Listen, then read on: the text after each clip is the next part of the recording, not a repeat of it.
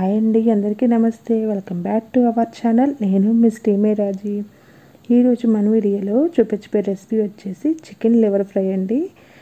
టేస్టీగా అండ్ సింపుల్గా ఎలా చేసుకోవాలనేది ఈ వీడియోలో మీకు చూపించబోతున్నాను. ఈ చికెన్ లివర్ ఫ్రై వచ్చేసి తక్కువ మసాలాతో చేస్తున్నానండి. టేస్ట్ మాత్రం చాలా బాగుంటుంది. పిల్లలైతే చాలా ఇష్టంగా తింటారండి. మీరు కనుక ఇప్పుడు ట్రై చేయకపోతే ఒకసారి అయితే ఈ వీడియో పూర్తి వరకు చూసి ఒకసారి అయితే ట్రై చేయండి. మన ఛానల్ కనుక ఫస్ట్ టైం చూస్తున్న వాళ్ళైతే వీడియోకి అయితే ఒక లైక్ చేసి మన ఛానల్ అయితే సబ్స్క్రైబ్ చేసుకోండి ఫ్రెండ్స్. ఇంకా లేట్ చేయకుండా ఈ లివర్ ఫ్రై ఎలా చేసుకోవాలనేది చూసేద్దాం. ముందుగా చికెన్ లివర్ తీసుకొని మీడియం సైజు ముక్కలుగా కట్ చేసుకొని 2 సార్లు బాగా వాష్ చేసుకొని ఉంచుకోవాలి.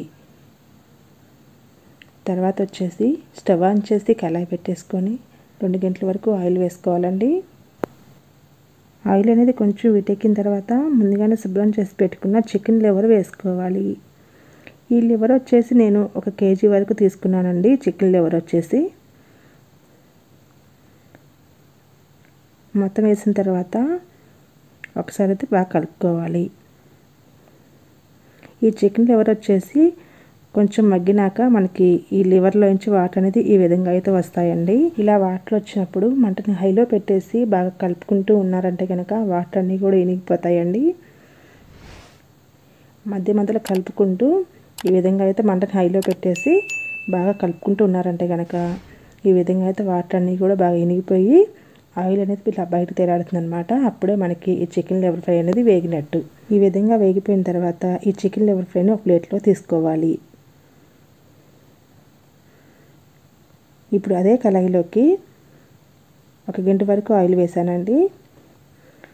తర్వాత 1 కప్పు వరకు సన్నగా కట్ చేసి పెట్టిన ఆనియన్ వేసుకోవాలి.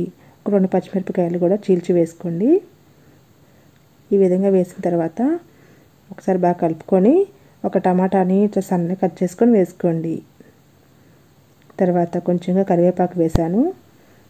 తర్వాత వచ్చేసి పసుపు వేసుకోవాలి. తర్వాత 2 స్పూన్ల వరకు అల్లం వెల్లుల్లి పేస్ట్ వేసుకోవాలండి. ఈ అల్లం వెల్లుల్లి పేస్ట్ పచ్చివాసన పోయేంత వరకు వేపుకోవాలి. తర్వాత దీంట్లోకి తగినంత కారం కూడా వేసుకోవాలండి.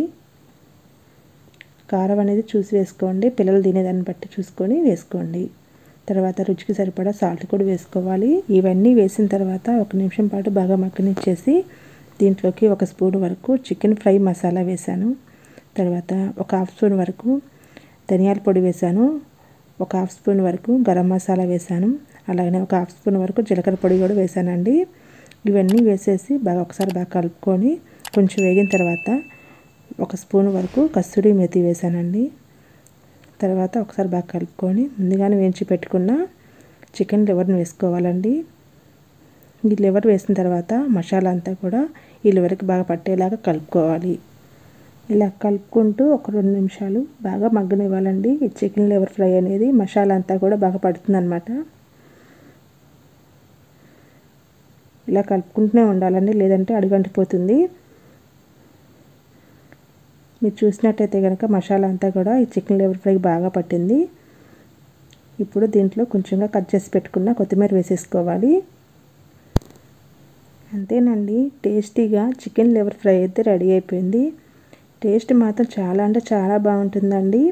చూస్తుంటేనే నోట్లో నీళ్ళు ఊరిపోతున్నాయి అనమాట. ఎప్పుడెప్పుడు తినాలా అని అంత బాగుంటుంది అనమాట టేస్ట్ అయితే కనుక. ఈ చికెన్ లివర్ ఫ్రై వచ్చేసి రైస్లోకైనా, బిర్యానీలోకైనా, చపాతీలోకైనా చాలా బాగుంటుందండి. మీరు కనుక ఇప్పుడు ట్రై చేయకపోతే ఒకసారి అయితే ట్రై చేసి ఎలా అనిపించిందో మర్చిపోకుండా రెసిపీకి వచ్చి కామెంట్ చేయండి. వీడియో నచ్చితే ఒక లైక్ చేసి మీకు తెలిసిన వారికి షేర్ చేయండి. ఇలాంటి మరిన్ని వీడియోస్ కోసం మన ఛానల్ అయితే తప్పకుండా సబ్స్క్రైబ్ చేసుకోండి.